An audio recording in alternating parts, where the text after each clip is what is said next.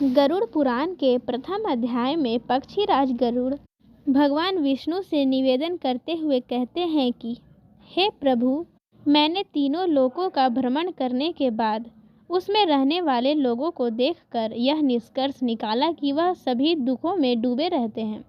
मेरा अंतःकरण यह देखकर पीड़ा से भर गया है। स्वर्ग में दैत्यों की शत्रुता से भय है। पृथ्वी लोक में मृत्यु, रोग तथा अभिषिक्त वस्तु के वियोग से, और पाताल लोक में रहने वाले नाग आदि को मेरे भय से दुख बना रहता है।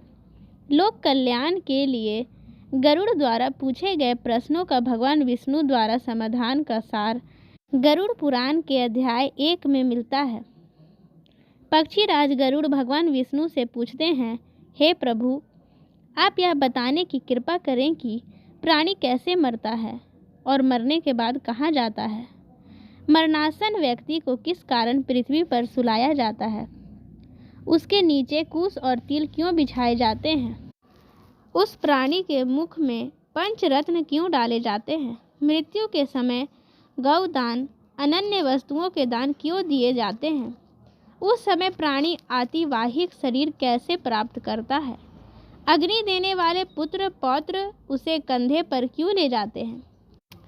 शव में घृत का लेपन क्यों किया जाता है। शव के उत्तर दिशा में यम सूतक का पाठ क्यों किया जाता है। मरे हुए व्यक्ति को पीने के लिए जल एक ही वस्त्र धारण करके क्यों दिए जाते हैं। शव का दाह संस्कार करके उस व्यक्ति को अपने परिजनों के साथ बैठकर भोजन आदि क्यों नहीं करना चाहिए। मृत व्यक्ति के पुत्र 10वें दिन के पहले किस लिए 9 पिंडों का दान करते हैं। शव का दाह संस्कार तथा उसके अनंतर जल तर्पण की क्रिया क्यों की जाती है। किस विधान से पितरों का पिंड दान देना चाहिए। उस पिंड को स्वीकार करने के लिए उनका आवाहन कैसे किया जाता है। दाह संस्कार के बाद अस्थि संचय और घट फोड़ने का विधान क्यों है।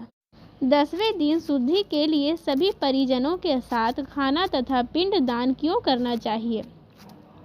एकादश को पिंड दान करने का क्या प्रयोजन है। 13वें दिन पिंड दान करने का क्या प्रयोजन है।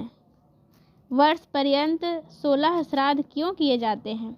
हे प्रभु, मनुष्य का शरीर अनित्य है और समय आने पर ही मरता है, किंतु मैं उस छिद्र को नहीं देख सकता जिससे जीव निकल जाता है। प्राणी के अपने जीवन काल में किए गए पाप, पुण्य, दान आदि शरीर के नष्ट हो जाने पर उसके साथ कैसे चले जाते हैं। मरे हुए प्राणी के लिए स्पिंडीकरण क्यों होता है। जो मनुष्य पापी, दुराचारी अथवा हतबुद्धि है, मरण के बाद वे किस स्थिति को प्राप्त होते हैं। हे उपेंद्र, मनुष्य की मृत्यु के समय उसके कल्याण के लिए क्या करना चाहिए। मृत्यु और शमशान भूमि तक पहुँचने की कौन सी विधि है।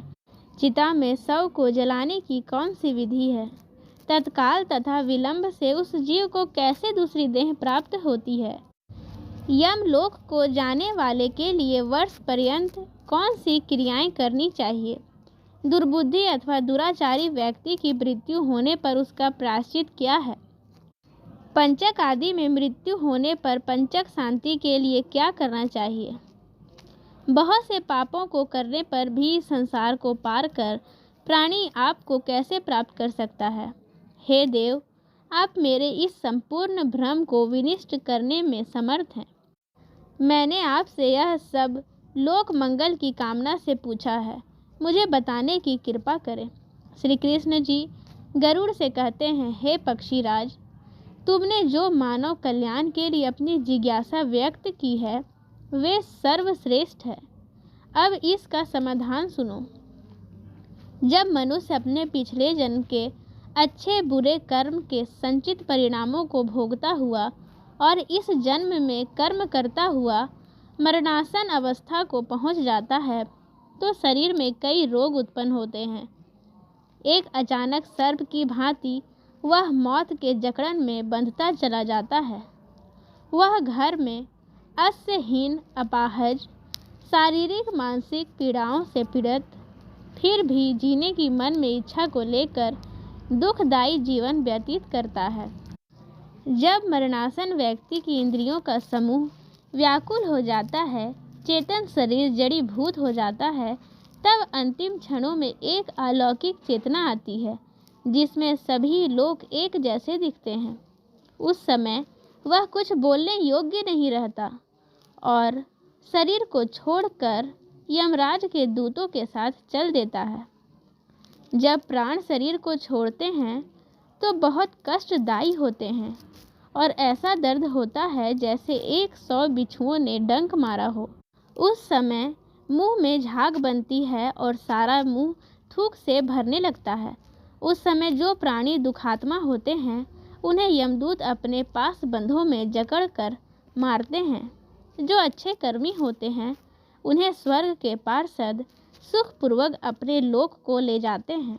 भीमकाया दुराकृति यमराज के दूतों को देखकर ही पापियों के मन में भय उत्पन्न हो जाता है। हाहाकार करता हुआ अंगूठे के नाप जितना मृत मनुष्य अपने घर को देखता हुआ यमदूतों द्वारा घसीटा हुआ रास्ते में अनेक यातनाएं सहता हुआ यमराज के सामने ले जाया जाता है। जीव अति भयानक यमराज की काया को देखता है और फिर उसके आदेश पर तुरंत वापिस अपने मृत स्थान पर यमदूतों के साथ आ जाता है। वह वापिस अपने शरीर में जाने की कोशिश करता है, पर यमदूत उसके गले में फंदा डाले रहते हैं। उसे भूख और प्यास बहुत सताती है, जिस कारण वह बहुत रोता है। अपने पुत्रों द्वारा अर्पित की हुई चावल की खीलों को वह खाता है और इसे खाने के पश्चात भी उसकी भूख नहीं मिटती।